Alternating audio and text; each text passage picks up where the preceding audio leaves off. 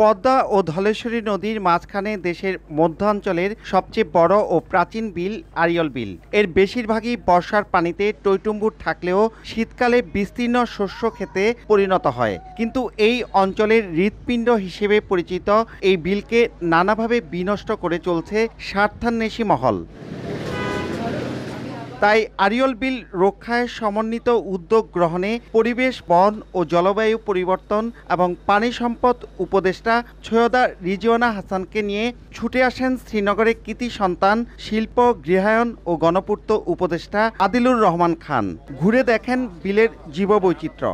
বালু ফেলে দখলের চেষ্টা না করা হয়, যেন সাইনবোর্ড লাগিয়ে দখলের চেষ্টা না করা হয়, যেন চাপ দিয়ে ভয় দেখিয়ে দখলের চেষ্টা করা না হয়।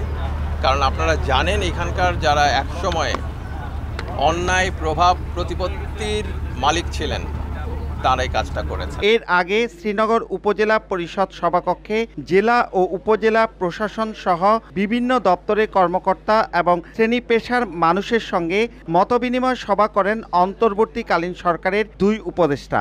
বিল বাঁচাতে অবৈধ বালু উত্তোলন বন্ধে নিয়মিত তদারকির নির্দেশ দেন পরিবেশ উপদেষ্টা। ড্রেজার যেন আড়িয়াল বিলে আর না আসে, আপনি সেই ব্যবস্থা গ্রহণ করবেন এবং আপনি নিয়মিত তদারকি করবেন। আপনার এখানে আপনি বলে দেন যে আড়িয়াল বিলের 14,000 জায়গায় কোনো আবাসন শিল্প হবে না। আড়িয়ল বিল রক্ষায় উপদেষ্টাদের উদ্যোগে খুশি স্থানীয়রা। সরকারের কাছ থেকে এটা বিল হিসাবে ঘোষণা আসা দরকার।